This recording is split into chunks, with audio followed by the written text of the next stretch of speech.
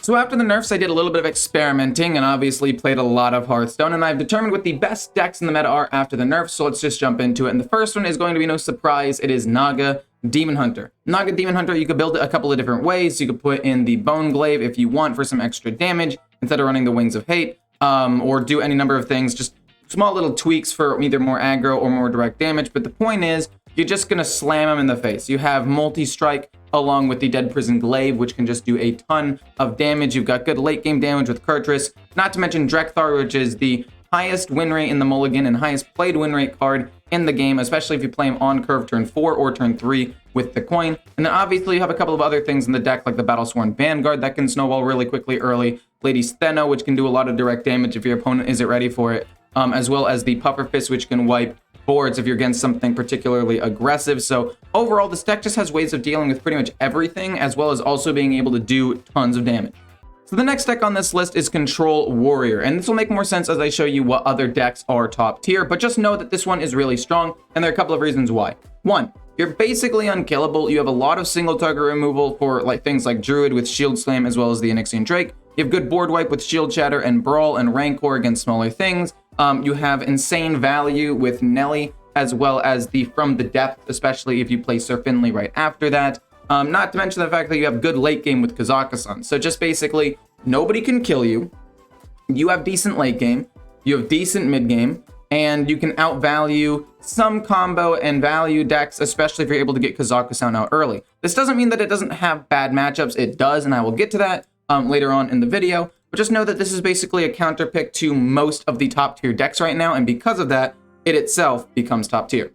And following that up is Charge Warrior, and I think Charge Warrior might be a little bit better than Control Warrior. I have not experimented enough with it yet to 100% determine it, but the win condition for this deck is more linear. It's less reliant on some dragons and then some Kazakhstan treasures. It is very just play the captain, make copies up with the Faceless Manipulator, and then give them Wind Fury and hit them for anywhere between 38 and 56 damage. And the reason that you're able to do this is because To the Front can reduce the cost of these minions if you want to. So overall, this deck is still unkillable, tons of removal, a little bit more of a reliable win condition that you can get out a little bit earlier, which can help you win versus some matchups.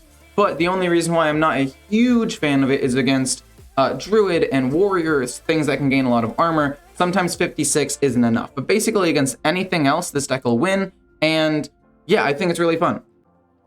And next on the list is Quest Hunter. Quest Hunter is just absolutely insane right now. The amount of damage you can deal is kind of nuts, enough to even kill off Control Warriors, as well as Ramp Druid sometimes if you're able to finish your quest early enough. But then you also have ways of fighting for the board with the Beastmaster Tavish, which if you play before you finish the second part of your quest, will then make your animal companions free, which can just lead to some crazy boards. Honestly, the deck's just really good. You've got insane damage. Raj is a great way of adding on 7 or 8 damage at the end of the game because you're playing a ton of spells. And then obviously Drekthar to pull out a couple of minions turn 4 is not too shabby either.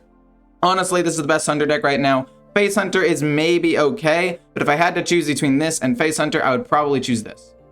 So the next deck on this list is going to be Mech Paladin, and I just want to say right now that I realize I didn't say this in the beginning. This isn't technically a specific order of 1, 2, 3, 4. It's just these are all the decks that I consider top tier. But the next one is going to be Mech Paladin, and Mech Paladin is on here because you can pump up a lot of your minions and give them Divine Shield. And the reason why this is important is because Control Warrior, which is the best control deck right now, only has 2 ways of dealing with that, and that is the 2 brawls. If you get minions that are big enough and have enough Divine Shield, and you're able to draw enough, Shield Shatter is not going to be enough to consistently wipe the board. Not to mention the fact that you have Lightforged Cariel and Blademaster Samuro, so you're actually okay into some more aggressive matchups, and you have insane draw with the Radar Detector. Sometimes 2 mana to draw 3, 4, 5 cards is just nuts.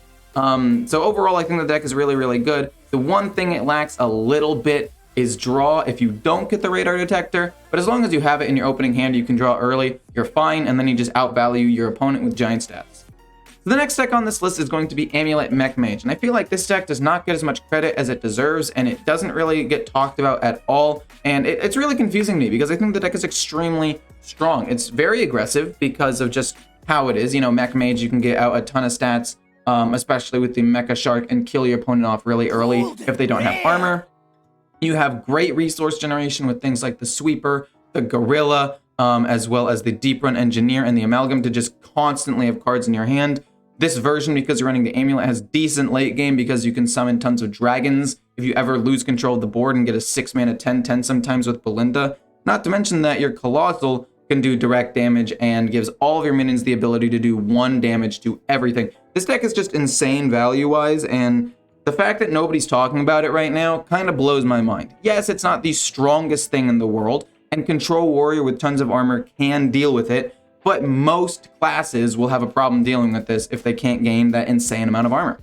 So the next deck on this list is Naga Hero Power Mage, and this is kind of like a perfect storm for this deck to really do well. One, the more aggressive decks have fallen off a little bit like Demon Hunter because the nerfs caused control decks to raise up. Also, a difficult deck for this to deal with was Ramp Druid because of all of the armor, and that was also just straight nerfed and is being played significantly less. So because of that, it doesn't need to be as control focused. It scales super well into the late game with Wildfire, which means it can beat control decks, and it's got enough tempo to at least compete with, if not beat, other aggro and mid-range decks. So overall, it just basically is strong at every stage of the game because of how the meta has panned out. And if you're playing against a lot of control warriors especially, you're basically able to just scale up and beat them as long as you can get a Wildfire or 2 early, whether it be with random generation or just drawing. So the next deck on this list is Control/Holy Paladin, whatever you want to call it. They're basically the same thing. And this is basically Paladin's version of Charge Warrior. Obviously, it's not going to be exactly the same. You're not getting, 2 copies of them and giving a Wind Fury. You're just trying to stack up a Mr. Smite an insane amount, but the general idea is still there. You want to control a board, draw a decent amount of cards, and become basically unkillable with Lightforge Cariel. And then eventually in the late game, after you've pumped up Mr. Smite enough with the Cariel hero power as well as Righteous Defense, eventually just OTK them by doing enough damage to just kill anyone. The problem with this deck, again, is it does lose to other control decks like Warrior sometimes because of their armor and Druid because of their armor. But for the most part, this deck is very good at closing out games against anything that can't, gain a ton of armor. So overall, I like this deck a lot. I think it's got good draw, it's got good survivability, it's fairly creative, it's very expensive, but overall, it's a fun experience. So the next deck on this list is going to be Ramp Druid, and I know there is a version with AAECAQcGx and Celestial Alignment, but I personally think Celestial Alignment is one of the most toxic cards ever printed, and I don't want to support it. But you can go online on Hearthstone Replay, and you can definitely find a AAECAQcGx version of this deck. It runs pretty similarly. You ramp up, then you get a big board, play Celestial Alignment so your opponent can't really deal with it because they only have 1 mana, and then you win the game the next turn, is essentially what AAECAQcGx does.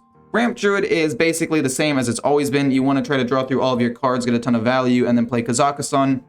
We run a couple more dragons now with the Amalgams of the Deep, Fairy Dragon, Onyxia, and then obviously the Amalgams themselves can generate a couple of extra dragons, which is extremely helpful a lot of the time.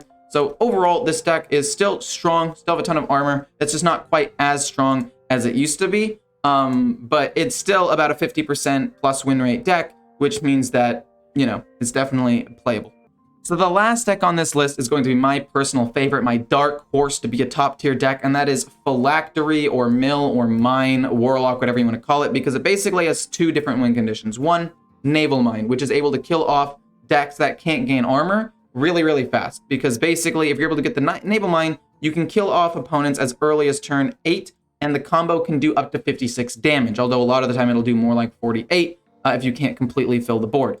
This is a problem, though, against decks like Druid and Warrior that can gain a ton of armor. How do we kill that? Well, it's simple. You play the Selfish Shellfish, and if you make them draw 24 to 28 cards, you can do a couple hundred damage to the opponent, especially because Druid and Warrior draw several cards through their deck very quickly, and that's able to deal with almost any amount of armor. And if they have more than 200 health when you do this, well, then I guess they deserve to win because somehow they got over 200 armor. But for the most part, you're able to kill off your opponents with 2 different win conditions. I think it's really fun. You have good draw, good removal, and the only weakness of this deck is really Paladin because it's got big minions with Divine Shield, which is something Warlock has always struggled with. And if you think you want to run like a Twisting Nether or something to try to deal with these things, or a Gigafin, you can definitely try those out. I just don't think that they are necessary in most matchups. Overall, hope you guys enjoyed the video. If you do, feel free to like, comment, subscribe, and if there are any decks you think I missed, put them in the comments. There are some decks that I definitely think could be on here, like Boar Priest. It's just they're either A, really hard to play, or B, I think the sample size is too small for me to actually put them on this list, or C, I just personally don't think they're that strong because either I know how to deal with them or whatever. But hopefully you guys enjoyed. I'll see you in the next one.